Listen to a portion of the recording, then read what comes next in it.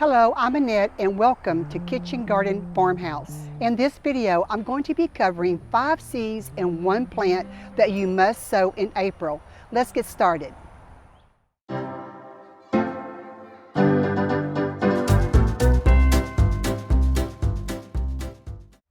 The first seed, okra. Okra is considered a superfood. It's a high fiber food rich in vitamins and minerals. Okra contains a component called mucilage, and this is what causes okra to become slimy when you boil it. However, when you cook okra at a high temperature and low moisture, then it's no longer slimy.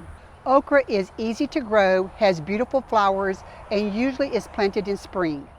However, if you live in warmer climates, you can plant a second crop to harvest in fall. When the soil temperatures reach about 65 to 70 degrees Fahrenheit, then it's safe to plant okra directly into the ground. Okra loves the heat, and they really kick into gear when the temperatures reach around 80 or above. However, if you live in a little bit cooler climates, you should still be able to grow okra. The only thing is the seed pods might be a little bit smaller, but it's worth trying.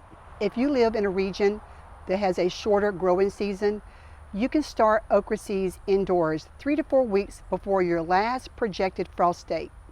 However, okra does not like their roots disturbed, so it's best to plant in biodegradable pots or soil blocks. Soil blocking is a great option because it offers little to no transplant shock. I started some okra seeds in some soil blocks, and here's one of them. Very healthy. The okra seed has a hard seed coat, so you can soak them overnight for better germination. You will have the strongest plants and more okra pods if you plant the okra in direct sunlight. That means at least 6 hours of direct sun a day. Once the okra plants get established, they can tolerate some dry spells for a short while. But for better yields, water weekly, at least 1 inch to 1.5 inches of water. Use a fertilizer of your choice, but one good option would be an organic fertilizer of NPK 444 or something close to it. When you are preparing your area to plant your okra seeds, that's a good time to go ahead and put down a fertilizer. Once your plants are established, side dress about every 4 to 6 weeks during the growing season. This will help keep the okra pods tender and producing. Whether the spines are pronounced or hair-like, they can be scratchy and irritating. So wearing a pair of gloves and a long sleeve shirt helps a lot. It's also easier to harvest the okra pods with the pruner shears versus just trying to snap it with your hand. Once the okra plant is established, it can grow quite quickly, and you can have harvest within 60 days. It's best to pick the okra pods while they're young and tender, 2 to 4 inches long. Once you see the okra plant bloom its flower, you can expect a pod to be growing in about 6 days. The okra pods can be stored in your refrigerator for about a week, or you can can them, pickle, or freeze them. As far as pest pressure, usually okra is pretty much relatively trouble-free. But however, if you do get some stink bugs, aphids, if you would take a tablespoon of neem oil and a tablespoon of the pure Castile soap, mix it in a gallon of water and spray it with that solution, that will help keep it under control. But as always, when you're applying any kind of pesticide on your plants, even the natural ones, it's always best to test it out on a couple plants first before you put it over the whole crop. The pronunciation of okra, do you say okra or do you say okri? Either one is correct. It all depends on what area you are from. The second seed to plant in April is summer squash. Usually summer squash is easy to grow, and they are heavy producers, so you really won't need a lot of plants to get a good harvest. Some of the popular summer squash are the patty pan, yellow, and zucchinis. Plant summer squash when all chances of frost have passed. You can also sow them indoors for an early start. Summer squash needs lots of room to sprawl out, so when you're planting them in your garden, make sure you give them at least 3 feet or more apart from each other. They need at least 6 hours of direct sunlight a day. Also, if you live in a climate that gets really hot weather, you can help your squash plants from not getting so wilty during the hottest part of the day. You can protect them by using a 40% shade cloth. That's what I'm doing in my garden. In preparing your soil to plant your seeds or your seedlings, you can give your soil a boost by adding some organic matter. Also, put down some fertilizer of your choice before you plant your plants or your seeds. Squash really relies upon a consistent moisture level, but try to avoid getting the leaves wet. Summer squash is very susceptible to powdery mildew, and therefore it's best not to get the leaves wet as much as possible. Summer squash are heavy feeders, so make sure that your plants has a good continuous supply of slow release fertilizer. An organic NPK of 444 or 666 would be good, or something close to it.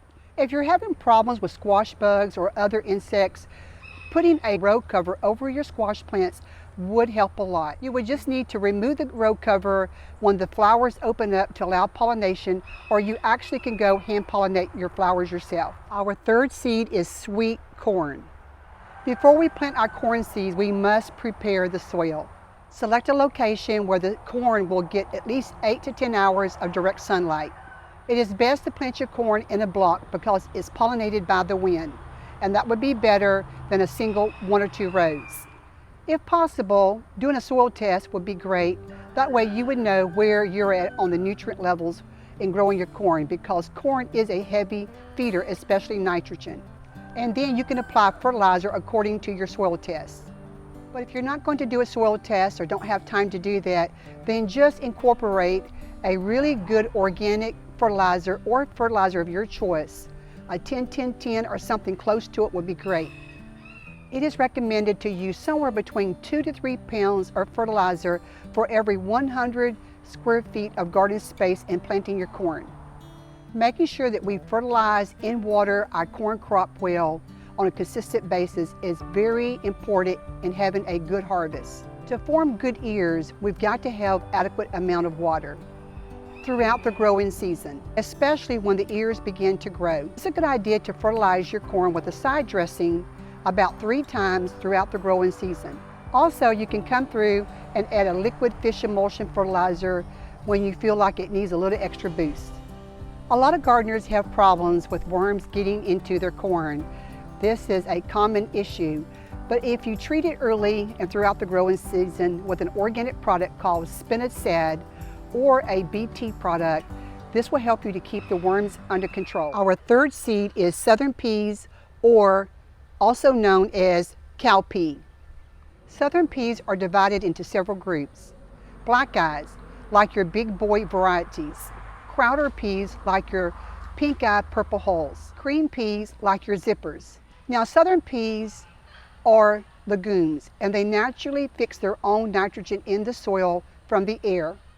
So therefore, if you feed them a lot of nitrogen, you'll have good foliage, but very few peas. Also, southern peas are a great crop to do succession planting, like every 2 weeks for a continual harvest. In planting for your meals, it takes about 30 plants for each household member. Our fifth seed, this beautiful edible flower, Nasturtiums. Nasturtiums is a popular annual flowering herb, and it's a great choice to plant in your vegetable garden.